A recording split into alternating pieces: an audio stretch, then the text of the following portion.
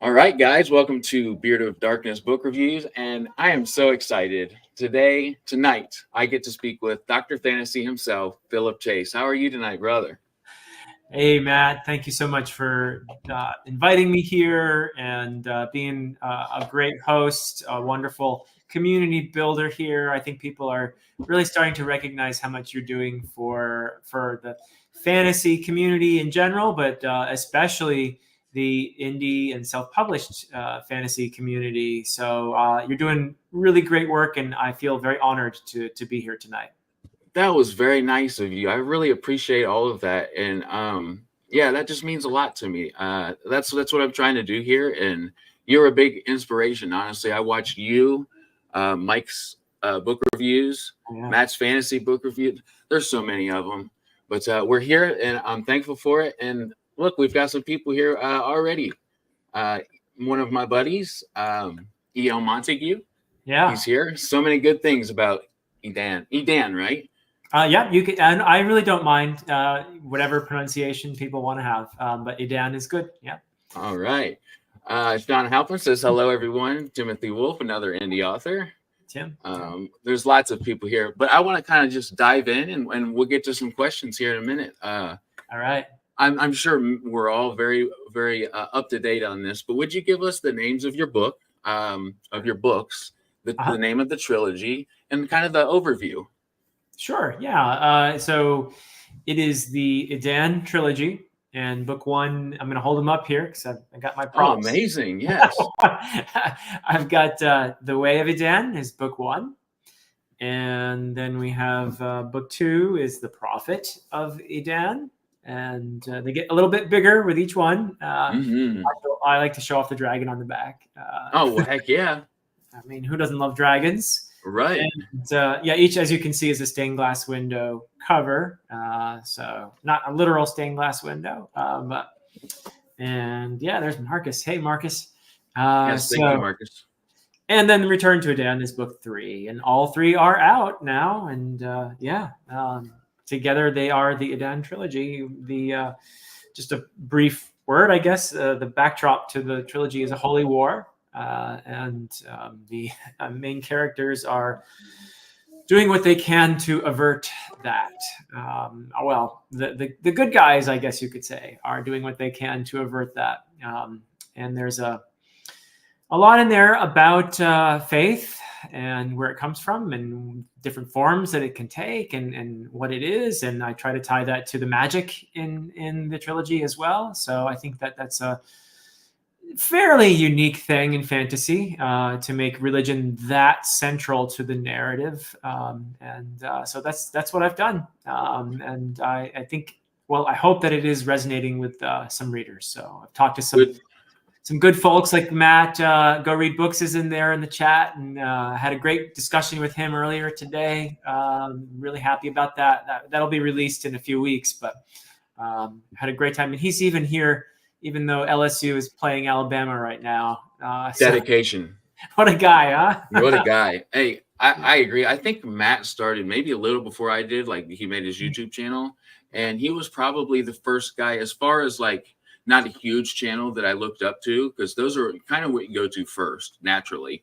Then you kind of like, you start and you get other people who are starting in the same realm. And he was the first guy just that I really got along with. He was the first booktuber I had on to talk with me. And it was funny because I remember we were both a little nervous about it, and we probably could have talked for like 5 hours. It was just like a natural conversation. But yeah, he's a wonderful guy. And I know he's a huge fan of the Edan Trilogy. He's been very supportive. Yeah. If there was one person that I could go to that was like, hey, why should I read it? I would direct them to him. If it wasn't going to be you, I would direct them to him. Oh, sure. Yeah. I'd be happy for you to direct people to Matt. Yeah. And Mike is asking if there are audiobooks. Not yet, Mike, but there will be soon, I hope. I have enlisted Alan from the Library of Alexandria to be my audiobook narrator. And wow. I think Alan is going to knock it out of the park. I've heard a sample from him already, and I'm really excited by it. So it's just a matter of him. He's got to work out some technical things and stuff, but he's been working hard on it. And I believe that I hope by the end of the year, we'll be able to have book 1, but we'll see. I will be shouting about it as soon as I know more about the audiobooks, but that is definitely in the works. That's cool. I didn't know that Alan did audio. Will this be his first one? This will be his first one. Yeah. That's excellent. That's so cool. So he's getting it. If you've seen the guy's Booktube channel, he's very passionate about what he does. He teaches for a living. So it comes across just like you and your Booktube channel. It's very informational. It's wonderful. And he goes deep into themes and especially if he's into the trilogy or series that he's talking about. Yeah, he's got passion. I love that. Yeah, he does. And I like when his wife comes on and they kind of like have this chemistry on the channel. It's really fun. Christina's marvelous. Yeah, it's really funny. I love it. What subgenre would you classify the Edan Trilogy in? I would call it the one that springs to mind first is epic fantasy. It's been categorized as military fantasy, which I don't think is quite. There is, as I said, there's a holy war going on, so I could see where that might be applicable. That seems to be where Amazon put it. So who am I to argue with Amazon? Right? Yeah. So how does that work? So you put your book on sale on Amazon. Yeah. And do you get to choose what you think your subgenre is? Yeah, in theory, yes. I think there's a point where you get to pick a couple different subgenres and tell Amazon this is what it is. I don't think I picked military fantasy though, and early on so there are a lot of different categories, and I think the way these things work, I'm not an expert, but subcategories like military fantasy are not as competitive as say epic fantasy. So with Amazon putting your book as a military fantasy, there was a point where early in the sales, right at the release, it was #1 in new releases in military fantasy, which sounds great, right? Sure. So I think Amazon does that in part as a marketing thing, which as an author, I'm not going to argue with that. I appreciate it. Sure, thank you, Amazon. For putting me in that category and allowing me to be #1 at something. So I love so what you're kind of saying is you have a general sense and you get a little bit of say so when you market your book. But them maybe niching that down a little further could have its benefits. Yeah. Oh, and somebody made a very intelligent comment there. Knox Witch Book Life. It might have something to do with what people write on the reviews. Yeah, that's a good observation. I never thought of that, but yeah, you're probably right. Yeah. So, guys, I want to insert something real quick. You know that Dr. Fantasy here is an expert at these live streams because he is outperforming me in the chat universe. So, listen. This is my biggest thing. I get comments after my lives that I've missed questions. So I am so thankful to have some help. I wanted you to know that because oh gosh, yeah. I gotta tell you, Matt, when I'm the one in charge of the comments, I make a mess of it, and it's so hard to chat with somebody and pay attention to the comments and all that. So I'm happy to help out a little bit. No, I'm serious. I love that. Thank you so much. And in fact, I think it was one live. It was her Knox Witch Book Live. She had some wonderful questions, and I was just like, I'm so sorry. But I digress. Epic fantasy, I'll say Curran Gill. I hope I'm saying that right. Epic fantasy from what I have read. I don't see anything military in Edan. Maybe dark fantasy. Would you agree with that? Quite a few people have said so. And I have heard more people even using the word grimdark with the third book especially. So I don't think of it as grimdark. Hey, Tori. Yeah, Tori Second from Tori Talks is popping in. Thank you so much. Tori is having a book out this month. I want to point out everybody's getting really excited about it. So that is very, very cool. So yeah. Phased is right there with the Edan Trilogy. They're coming up quickly, and I cannot wait. My favorite thing, and people who watch my lives know this, is my favorite thing is to like speak with somebody, get to their personality, what their inspirations were. And then when I do read their books, it's like this whole other layer of an experience. You know what I mean? Yeah. Yeah. Oh, absolutely. I love the influence question. And I know some authors probably get asked that again and again and again, and they get tired of it, but I don't think I'll ever get tired of talking about that.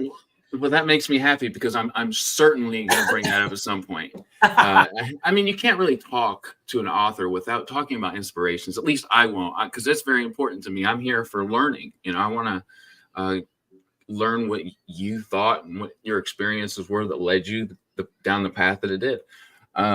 So who did your covers? The art was by Kira Gregory, a dear friend of my older daughter's, who is an artist. Wow. I was very happy to enlist her or their help in that process. And the cover design is by Jack Shepard, who also did the map for me.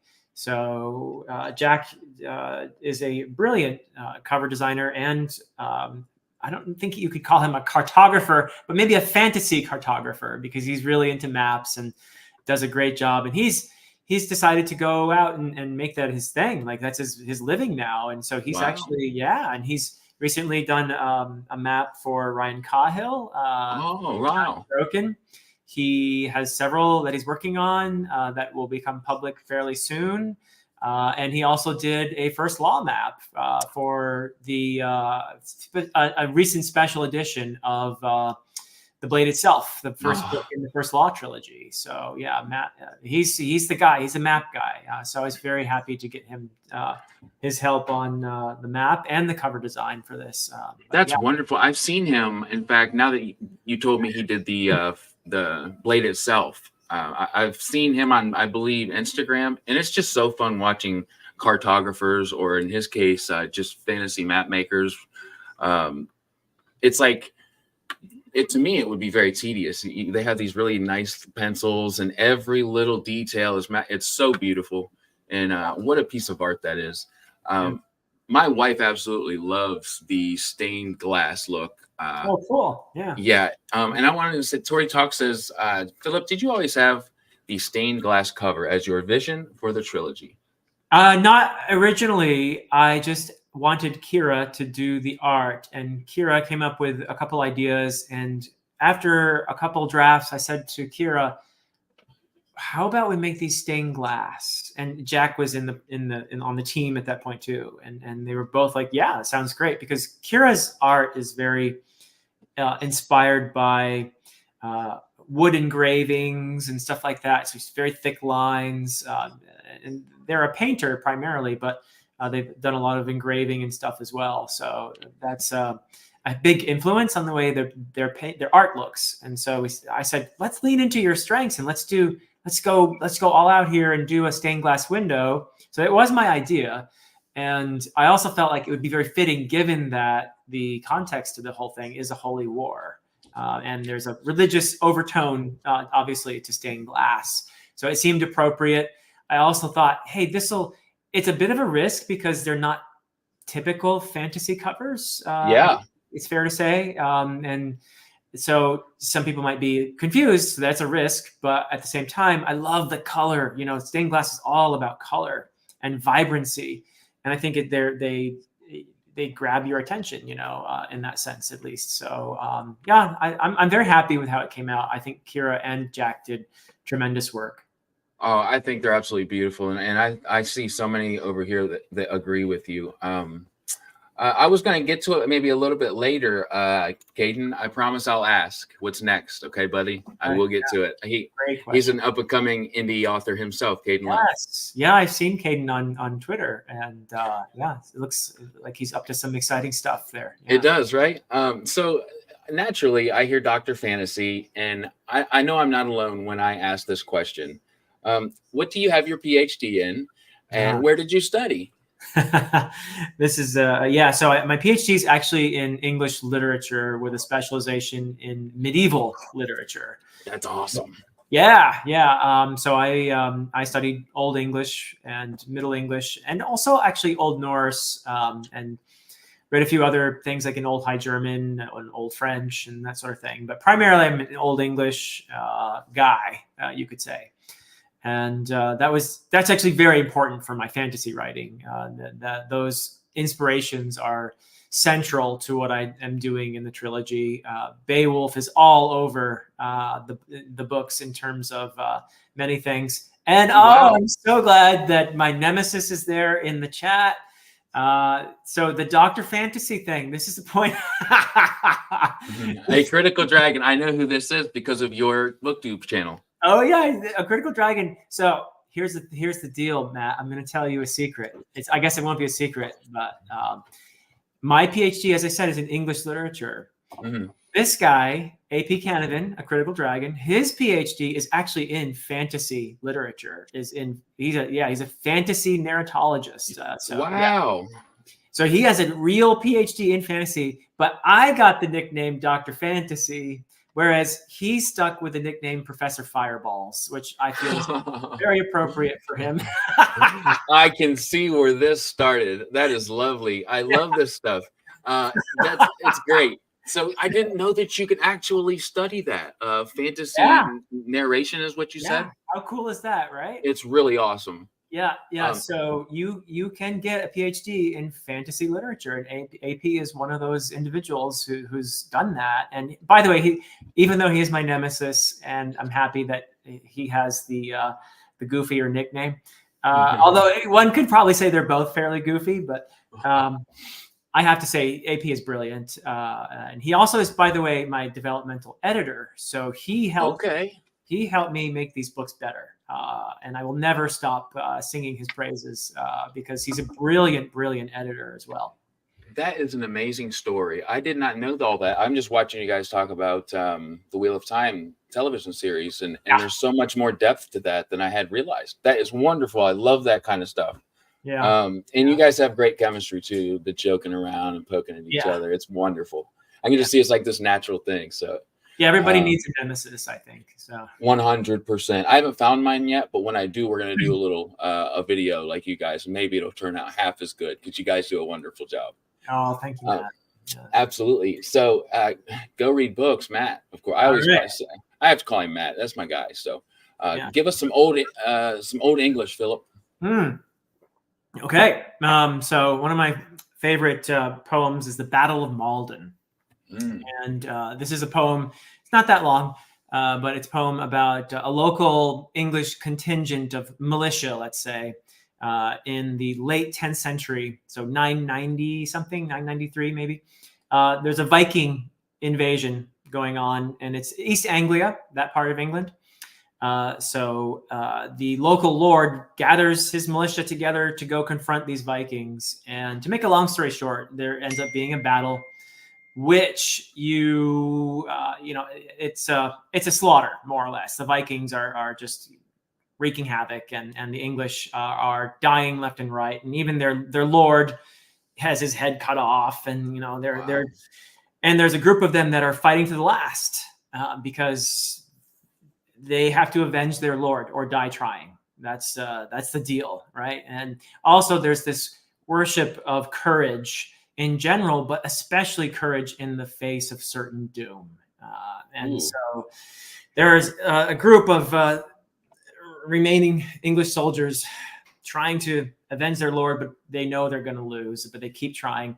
And one of them says these lines. I'm sure it didn't actually happen in the real battle, because you're not going to stop and recite poetry while you're being attacked by Vikings. Right. If you have any brains, you're running the other way. But anyway, yeah. So the lines go like this: He shall the herdra herta the kenra, mod shall the mara the urmayan litlath. And that's Old English. That's English from 1,000 years ago. Yeah. That sounds amazing. Yeah, does it? It's the coolest thing to me. It's beautiful. Yeah. So he shall the hedra, our purpose shall be the harder. Herta the kenra, our heart shall be the keener. Mod shall the mara, our courage shall be greater. The uramayan litlath, as our strength lessens. So as we're dying left and right, we're gonna just keep at it. Yeah. So. That is gold. Thank you so much for reiterating that. I'm so glad that Matt asked you to do that. That was wonderful. That's beautiful. I don't know if I've ever heard, maybe I have, but not like that. That was wonderful. Yeah. I'm going to check over here. I'm sure that I've missed a million great questions, but I will find them. 1 second here, guys. So Alex Beldier says, how did Philip create the language in Edan? Does it make sense as a language on its own? Yeah, so there are a few different languages in the books. One is the Song of Origins, which is the language of magic. It's an ancient tongue that belongs to no particular people. But there are other languages in there as well for the various cultures, and they're based on languages that I do have some familiarity with. So there's one that's based on Old Norse. There's one that's based on Welsh, or the sounds of Welsh at least. There's one that's based on Nepali, which is a language I speak. It's a South Asian language related to Hindi and descended from Sanskrit. Oh my goodness. Yeah, so I based my fantasy languages on those languages. There's also one that's kind of an old Germanic, say Proto-Germanic kind of vibe, I guess you could say. But a modern German speaker could look at that Proto-Germanic made-up language and probably figure out what's being said. Wow. Just as a Nepali or a Hindi speaker could probably look at what I call Andumaic and probably figure out what's being said. So that's a lot of research and knowledge going into your book. That is wonderful. I love that, because it takes an abundance of ambition and love for what you're doing to put that much into it, to make that level of depth just that much more. And that's what I'm talking about. When I can speak to an author and know that kind of stuff before getting into the book, that's just gold. Tori Talks has a great question. So Philip, can you recommend any medieval era historical fiction? I think Bernard Cornwell is the go-to, especially in terms of the Saxon series. So if you're looking for old Englishy stuff with some Viking elements and that sort of thing, Bernard Cornwell is the one. I've only read the first book though, so I can't vouch for the entire series, but I did many years ago read the first book and enjoyed it. I don't read as much historical fiction these days because I'm reading all this fantasy. But another one that I definitely enjoyed from a later era, though, is Pillars of the Earth, which seems to be getting a lot of traction on BookTube these days. A lot of people are Ken Follett's Pillars of the Earth. That's one I read a couple times back in the 90s and really loved, and partly because it involves building this makes it sound boring, and it's not. There's all kinds of action and violence and stuff in there as well, but it's about part of it is about building a cathedral, which I love cathedrals. There's just something gorgeous about an old cathedral. It takes you in. It's breathtaking.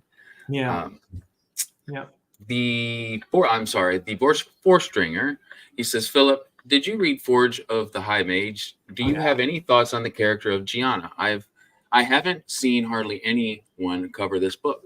Yeah, I've actually been in a couple chats on AP's channel, so A Critical Dragon. You will find the discussion between AP and myself on Forge of the High Mage, and we do talk about Gianna during that discussion. I loved the book. By the way, it's a Malazan book by Ian C. Esselmont. That's context for those of you who aren't familiar. And so, yeah, it's a really fun, great to return to Malazan. It's part of the Esselmont's prequel series, if you will. So it happens before Malazan Book of the Fallen, and also before novels of the Malazan Empire. So it's just great stuff. I love it. So yeah, there's a video out there. Also, I think who was it? Alex from Books with Banks, I believe. I think he talked to Ian C. Esselmont about Forge of the High Mage, I believe. So it's Books with Banks has a video with Ian Esselmont himself. If you want to check that out. Yeah, I think you were the first person that I watched that really talked about Malazan. Malazan. I get confused. I say both. It's fine either way. It's fine either way. Yeah. You really talk so dearly about that series. Oh, And it's my favorite. Yeah. it's your favorite. That's what I was going to ask. That is your favorite of all time, correct? Mm-hmm. Cool. I So love that. for many years until a couple of years ago, Lord of the Rings was my favorite, and still is very dear to me, obviously. But Malazan, after all those years, finally became displaced Lord of the Ring as my favorite of all time. So yeah, That's a statement. yeah, I'm looking forward to. I talk a lot about reading The Hobbit to my sons when they're a little bit older, and I keep picking it up like they're that age, and that I still read to them. But I want, when I read The Hobbit, for them to be like, "Oh my goodness, can I have some more of that? I want more of what you were just talking about." So I I'm read really it excited. to my girls when they were little. Yeah, That's amazing. yeah. John A. Douglas, congratulations, by the way, John, with your book release. It's coming up soon, and your cover release yesterday. Yes, applause. Absolutely, it's beautiful. Congratulations, John. Fantastic. All I right. know for sure he's been putting a lot of hard work into everything he's doing. But he says, Philip, what was your first fantasy book? The first one I remember is Lloyd Alexander's Chronicles of Prydain, which is based on Welsh source material. So that's the first one I remember. And I loved it. I remember really being engrossed in it and feeling like, yeah, I want more of this. But then I read Tolkien shortly after that. And that's the one where I just said to myself, yeah, this is my life now. This is I was around 12, 13 years old, and I said to myself, that's what I want to do. I want to be able to do that for people, what Tolkien did to me. And after reading Lord of the Rings and feeling this incredible sense of, I didn't know what the word was back then, but, catharsis, and it was just this amazing experience. And I thought to myself, yeah, I want this. And I've sort of been chasing it ever since.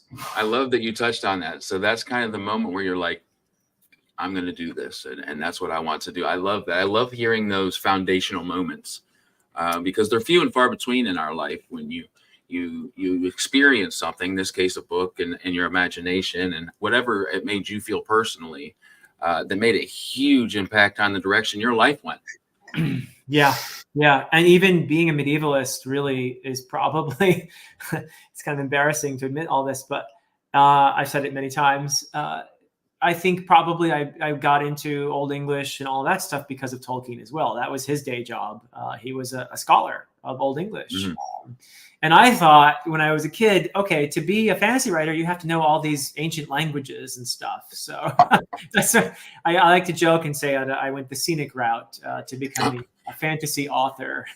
I love that. Yeah. And it's I know it for sure. You've already talked about it, that it helped tremendously shape the way that you write. So I think that you made a wise decision. That's wonderful. It's worked out for me. I think, it's not obviously necessary. In fact, I probably would have been smarter to pay more attention earlier to how to write a modern fantasy series. But I'm quite happy with the way things went. So that could maybe be the piece of what you may do different or advice to an indie author going a similar route to you. Yeah, I would say my first thing two things I think of really. One is read a lot.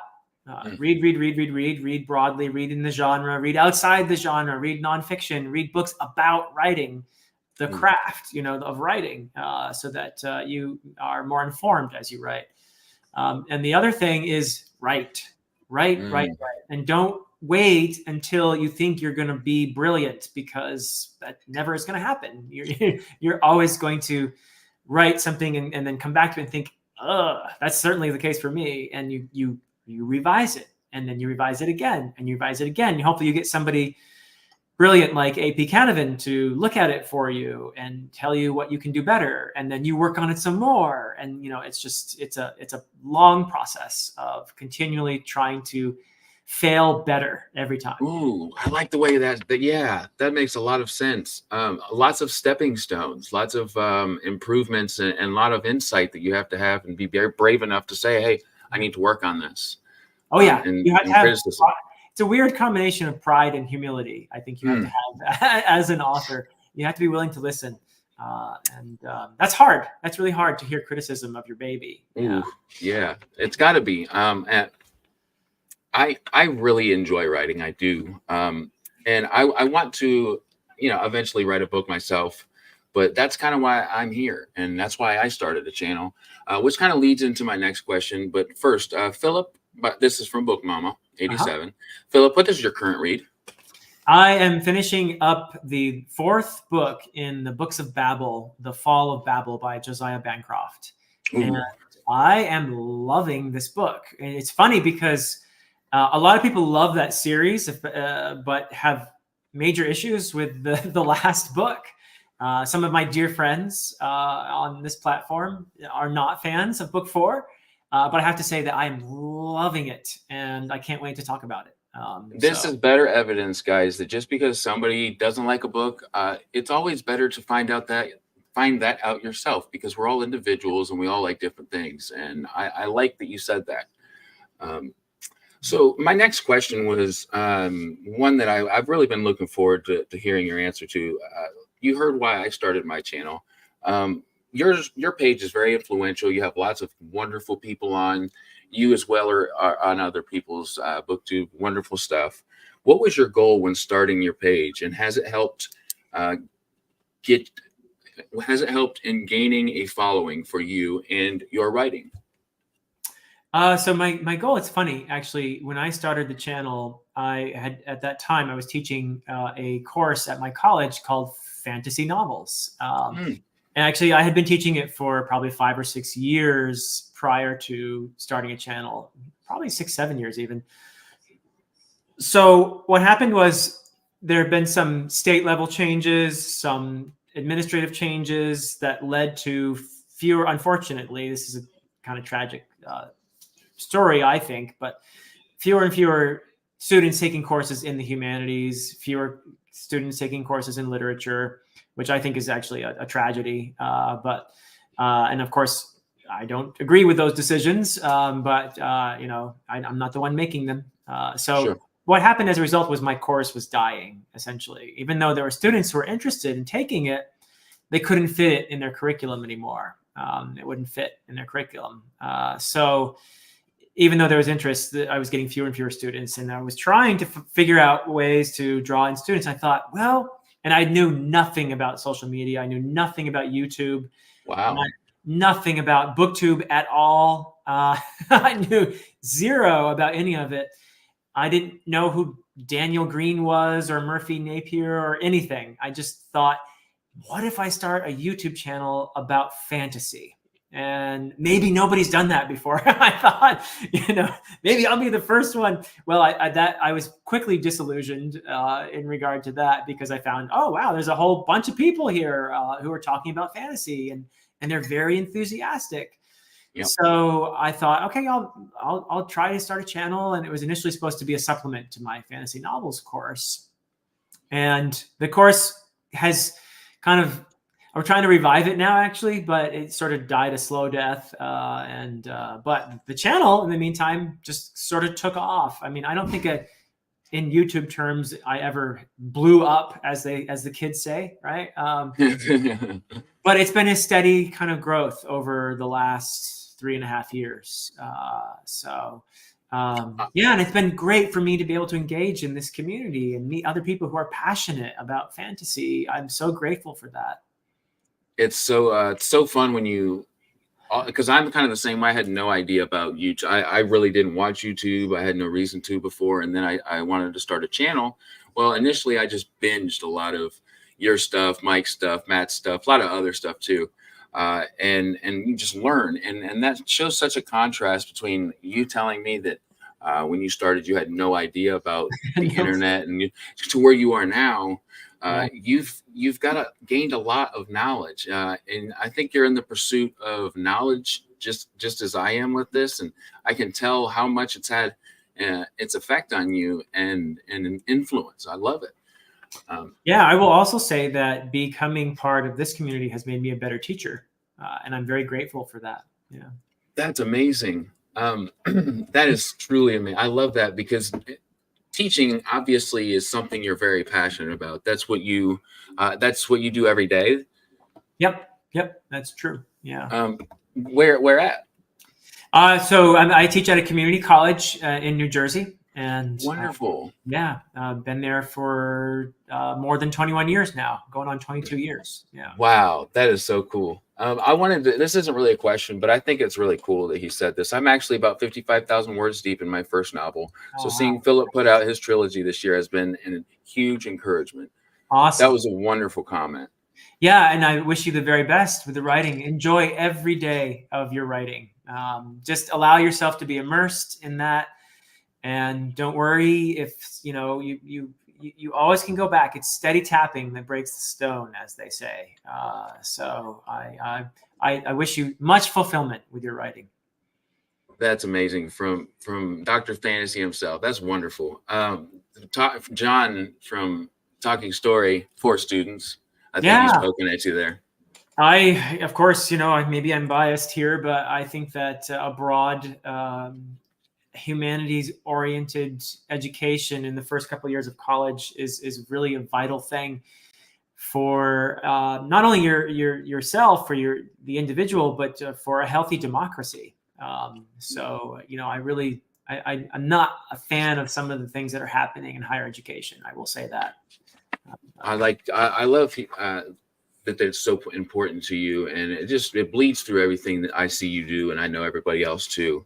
And thank you so much, John, for being here. I wanted to point that out. Talking Story is one that I watch quite frequently. I'm going to be talking to John pretty soon, actually. Can't wait to see it. So yeah, I'm very much looking forward to that. Yeah. He's a great guy. He does such good stuff on his channel. He's very good with just being in front of a camera, is how I would say it. Yeah. So I think we may have touched on this a little. Well, your passion for writing, it kind of stemmed from your love of, sorry, brain fart, Lord of the Rings, right? Yeah. So that was definitely the catalyst, I would say. Yeah. I love that. And some people are like, this answer's given so frequently, I almost didn't say it. It's like, oh my goodness, like the ones that are repeated and that I write down the most, there's a reason for that. And it's, I don't think that there's anything wrong with people drawing influence from a major book that was released or had a lot of influence through fantasy genre itself. I don't think that's ever an issue. And I think it's extremely honest and weighs a lot. Yeah, I agree. Yeah. How long did it take you to write your trilogy? Like when you started writing your first books to when you released your third? I started in 2004, the summer of 2004. And I don't want to give the impression that I was working year round on them, but I worked primarily in the summers. And so more than 18 years between when I started writing and when I ultimately took the dive and published. So, yeah. So from 2004 to 2023, that's a bit, and that's a lot of your life's work. I just absolutely I keep saying it, but it's really inspiring.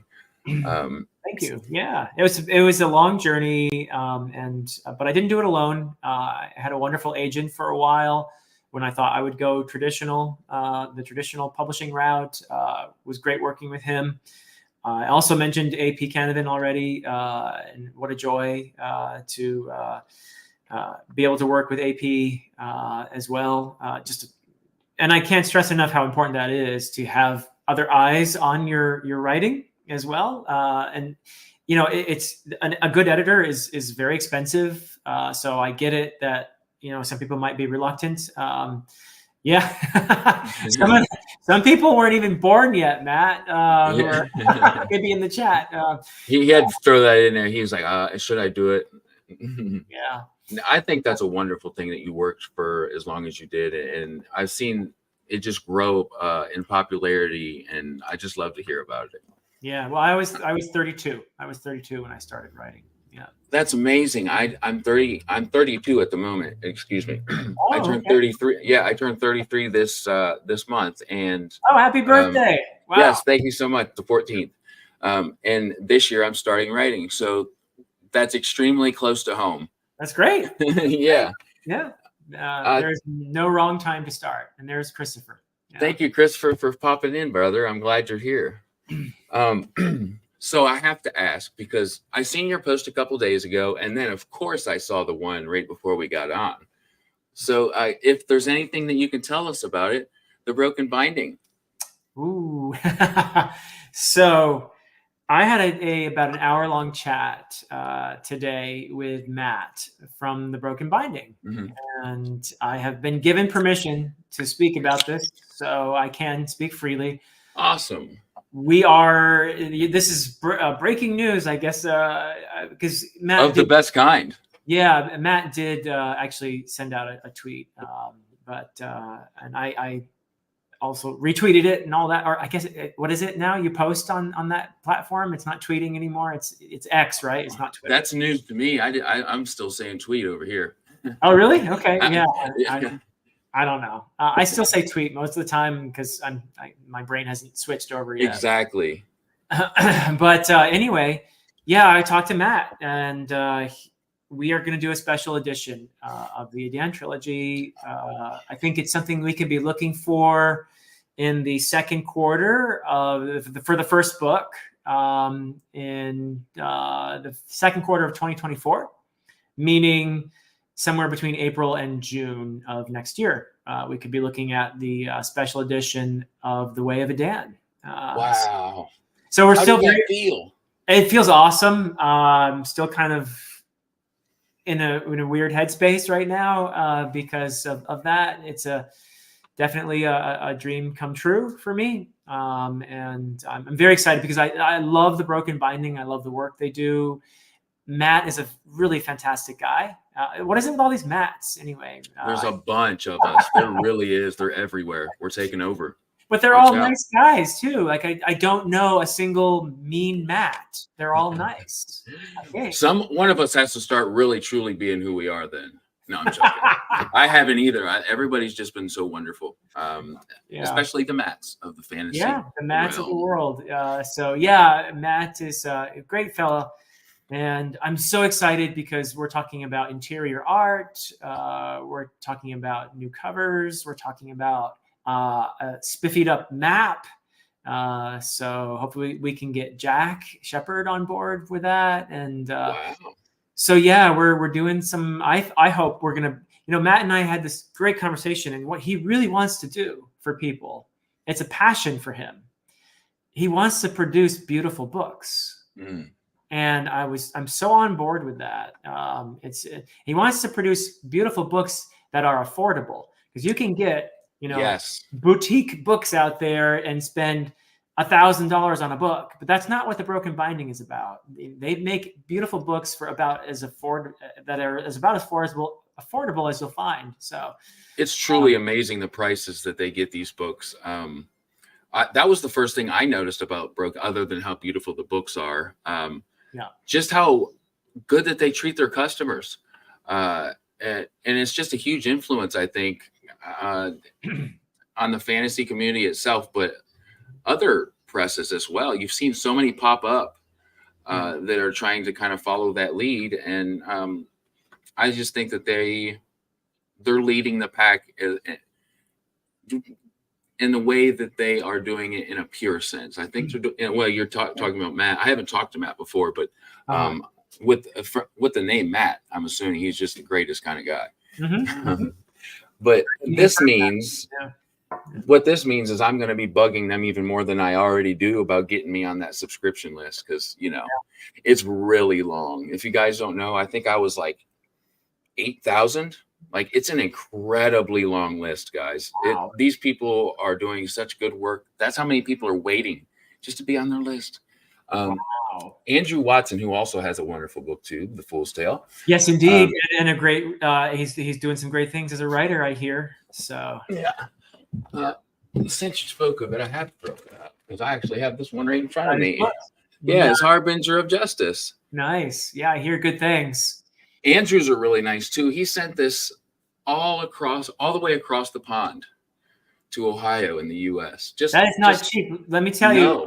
I know, because I've sent a few books the other direction. It's very expensive these days. Yeah.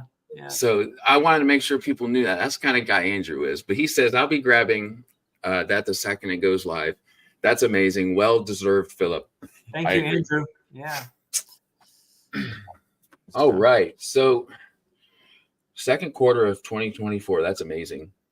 What is a novel that you wish you could read for the first time again? Oh gosh. That's not a hard question. I don't know. There are so many. I mean, I haven't done much rereading lately because of being a booktuber. Lord of the Rings was one that I read and reread so many times. And it would be cool to again, I mean, I hate to give the same old answer, but it would be cool again to encounter it for the first time. I don't know. Sometimes there is a certain magic too in rereading a beloved book. I had one of my most wonderful experiences was rereading Malazan. So I had read the Malazan Book of the Fallen before becoming a booktuber. And one of the things I knew I wanted to do on this platform was to reread the series. But then also, so there's several series within the Malazan world by these two authors, Ian Esselmont and Stephen Erickson. And Erickson's Malazan Book of the Fallen, the 10-book series, is the one I had already read. So I knew I wanted to reread that, and I wanted to include all the other series and everything. And I ended up doing it along with AP together, and we had collaborative discussions on it. And it was very magical. It was one of the best experiences I've ever had. So yeah, I think there's, rather than going back and reading something for the first time, maybe my cop-out answer here is I want to do more rereading now, and fall in love again with series that I already love and find new things about them. Because those are really cool series, the ones that you can reread and get something new from them every single time. You know, there's something really cool about that. Yeah, that's the first time I have gotten that answer. Falling in love with a book that you love already. Again, I love that because if you really take that and think about it, you can take something you love, and the fact that you can find something different each time you read it. I mean, it's not the exact same as you not reading it before, but something that you could look forward to during your rereads. And that's a wonderful way to look at it. I like that. Thank you. Have you read Lonesome Dove? No, I haven't. I'm actually not. No, yeah, I'm not well read when it comes to Westerns and that kind of thing, which is weird because at a point when I was a little boy, I did want to be a cowboy. Yeah, I can relate. Yeah. So my wife is actually reading Lonesome Dove. So thanks for bringing that up, Book Mama 87. Yeah, and my wife is not like a big reader. And when I bought it for her because she was talking about it, and it's like 850 pages long. And big chunker, yeah. Yeah, she just absolutely loves it. And she's not a big Western fan at all. I think it's just one of those books that is just so good that it doesn't matter what genre it's in, you know? Transcends genre. Yeah, that's great. Yeah, and I hear people loving it so much. You know, Mike, you mentioned Mike earlier. Yep. I think it's his favorite read of the year right now is Lonesome Dove. I think by a mile. So wow. That speaks volumes right there. It does. A lot of people are loving this book. So yeah. The first time I ever heard of Lonesome Dove, it wasn't an interview, but Joe Abercrombie was showing around his library at his house, and he picked it up and he said, "This book right here has probably been the biggest influence on me ever." And from there, it just got more curious. And then I guess BookTube got curious because it's everywhere. At least it was. So from what I heard, it's amazing. Yeah, I'll check it out. Yeah. Tori says, "I wish I could read Morning Star by Pierce Brown again for the first time." Have you dived into the Red Rising series? No, not yet. Again, I do read some. It's science fiction, right? Yep. So yeah, I do occasionally dip my toes into some science fiction, but I'm read far more in fantasy, and I feel like there's so much I still want to read in fantasy. This is my pleasure reading. I do have to read for my day job too. But yeah, as far as science fiction goes, I think I'm more likely, I do want to read Red Rising, but I'm more likely to read, what is Christopher Ruccio's series called? Oh, The Empire of Silence? Yeah, Empire Silence. Is that the series name or that's a book name? I don't think that's the series name. No, that's just the first book. I think I First can't book. think of the series. So I'm more likely to pick up Rukio's books first, I think, based on what I've heard. Yes, So. I've heard amazing things. Sun Same thing Eater. with, There we go. Yeah, thank yeah, you, Brian. Sunny. That's exactly right. Yep. Yeah. Thank you. Whoever said it. Sorry. Booktube and Tori. Thank you for that. Yeah. So I think we relate in a lot that we are very into fantasy. I'm a little bit into sci-fi, but at the end of the day, I'm picking up that big epic fantasy book. Yeah. So the Broken Binding, but is there anything else that is next for you? Like, what's next for you? Well, I do have a standalone sequel that is basically there's a complete draft already done Wow. of the standalone sequel. So that was actually during those 18 plus years. I didn't write 3 books. I wrote 4. And I still need to edit that quite a bit. And then I'd like to, again, show it to my developmental editor, hopefully, and get some feedback and then edit it one more time and publish it in 2024, I hope. So it's about 15 years after the trilogy. So yeah, and I hope that I can get that out for people next year. That's really exciting. I know I'm excited. I hadn't heard that from you, and I'm so excited to hear it because I'm really close to getting into the Edan Trilogy. Like I said, I speak with the author first, but Matt, just talking up as much as he has, it just and also I haven't read a lot of fantasy books that have the religious, what's the word? Theme, I guess, as heavily as I heard that you do. And I think it's a really good area to explore. Thank you. Yeah, I hope so. I hope so. Yeah. I mean, it's something that was just, I needed to explore it. So I did. And I think that literature is the best place to explore stuff like that. So yeah. By the way, it's called Wild Darkness Gathers is the sequel's title. Yeah. Thank you. Wild Dark. I love that. Yeah. So one of the things I do is I want to make sure that everybody has the links in which they can follow you. So I'll have them all down in the description. I've got some of them, but I wanted to cover them all. Where are you active as far as your social links, and where can we find your books? So you'll find me on YouTube, Philip Chase, and there's a sort of cheesy thing with that. When I started my channel, I was making these videos on what I considered to be from the best fantasy reads I had encountered thus far. So I had titled all these early videos, "Why Malazan is among the best of fantasy," "Why Farseer is among the best of fantasy." So I made all these videos with best of fantasy. So that sort of cheesy line sort of stuck. And so you'll find me as Philip Chase or Philip Chase Best of Fantasy on YouTube. And you'll find me as Philip Chase 90 on Twitter. And I'm not on Instagram. I do have a Facebook, but I'm not at all active there. So don't bother following me there. You probably could find me, but don't bother following me there. I'm not doing a thing really with Facebook unless I have to.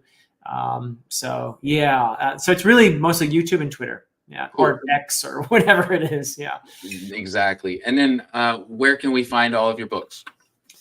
They are available in a variety of ways. So if you are okay with Amazon, you can get both the paperback and the ebook from Amazon.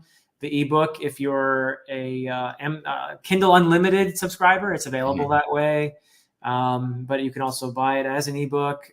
You can buy the paperback from Amazon. But as I said, I also publish through Ingram Spark. So if you want to support your local bookstore, or a bookstore that specializes in fantasy, like Silverstones, for example, who just got their physical store open yeah, Tuesday. Yeah, it's wonderful. Yeah, congratulations to Silverstones.